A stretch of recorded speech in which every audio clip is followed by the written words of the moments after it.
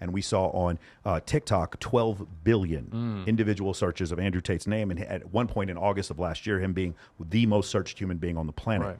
Because he was speaking to a group of people that were not being heard. There's something you mentioned before about men not being heard or people not being heard. So let's talk about Barack Obama in 2008. He spoke to a group of African Americans that felt disenfranchised. 95% of those African Americans voted for him. Donald Trump in 2016, he spoke to coal miners, people who had lost their jobs because of industrialization, because of global industrialization. Those people voted for him in a large amount because they felt they weren't being spoken to. I have this conversation with feminists often. If you completely disagree with everything Andrew Tate says, that's fine. My point is, why did he grow so big so fast? Is it because we're all stupid troglodyte misogynists? Or was there a group of men that you don't even, as a feminist, acknowledge they have needs and wants and desires as well? When I explained to them a third of men under the age of 30 are having no sex, they can't believe this fact. They don't believe it's real. I think that the reason why a guy like Andrew Tate is popular, and there will be others, by the way, too, is because he's the purple cow in the field of brown cows right now. There's so much I don't malaise, I guess, to use one of your words, that when a guy like Andrew Tate comes in, he seems like fresh. He seems like there's something new. He seems like there's like this is the action hero, right? We need an Arnold Schwarzenegger or a Sylvester Stallone. We don't have those archetypes. Savior. We don't have those archetypes in popular culture anymore. Yeah. So what is popular culture in 2023? It's the internet. So when Andrew Tate comes out, and like he will say that's the character he plays. That's one of the things he's saying right now, right?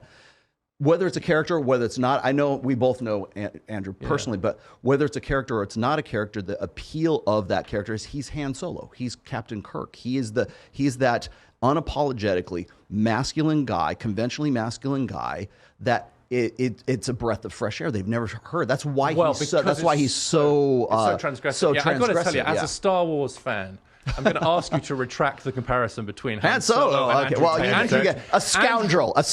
How can we say a scoundrel? I mean, he says scoundrel, right? But Andrew Tate is not Han Solo. What Andrew Tate is doing, I think, is he's taking this sort of adolescent performative kind of masculinity, right, and putting it out there, sometimes quite knowingly. I think it is a performance quite often, and I also think that a lot of the young people are able to kind of see what's performative and what isn't.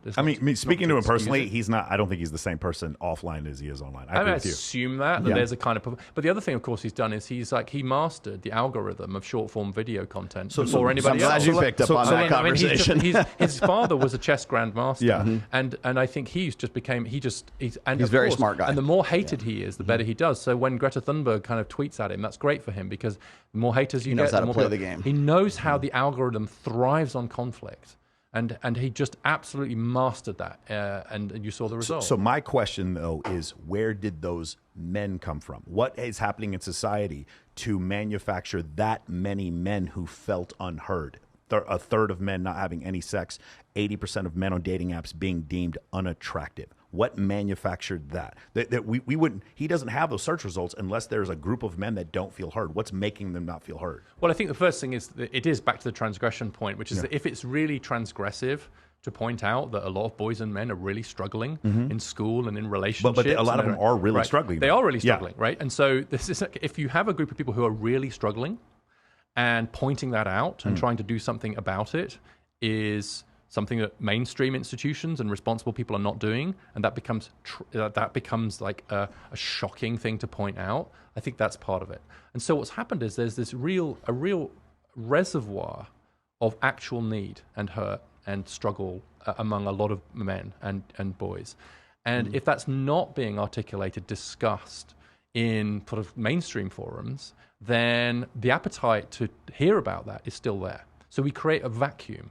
The failure of mainstream institutions and media organizations to be talking just straightforwardly about these issues creates a vacuum. You said when responsible people do not have this conversation, irresponsible people will start to have this conversation. They'll exploit them, and they might exploit them for clicks. They might exploit them for monetary value. So I think it's Andrew Tate, to that extent, is our fault. And by our fault, I mean mainstream institutions, think tanks, government, universities, who aren't talking about these problems of boys and men, or if they're doing it in a way that's kind of a semi-embarrassed, quick, could we get this over with I tried to make that thing. point on Dr. Phil. I was saying, like, Right. you know, we could not have that conversation. Right. Though, even the conversation we were having on Dr. Phil, Right. we could not have that at a major university without getting shouted and, down. and I think I said that I am actually having that conversation Yeah. at universities Yeah. now, which I am. Mm-hmm. But I think I'm doing it. But I think partly I'm creating permission. I think what I'm doing, because I'm coming up with all these Permission facts, for the discussion. Permission for the discussion. Permission for the discussion. Got Right, it. because it's like, he's a Brookings guy. He's got chance. He seems reasonable. He sounds funny. Nobody's ever thrown anything at you. Right? Not yet. Okay. Not yet. Okay. Early days. That's where you go. Right? Yeah. But it's because, and what I've discovered is that actually most people do want to talk about this. They just want to talk about it in a way that doesn't require them to give up their prior commitments, say, to the service of women and girls. As long as it's not zero sum. There's a huge appetite out there for this conversation. And if we're not having it, if I'm not having it, if mainstream institutions aren't having it, someone's having it. I'm glad you said that, because I have the same discussion in the area of physics or science when we get into vaccines cause autism, we didn't land on the moon, or the earth is flat.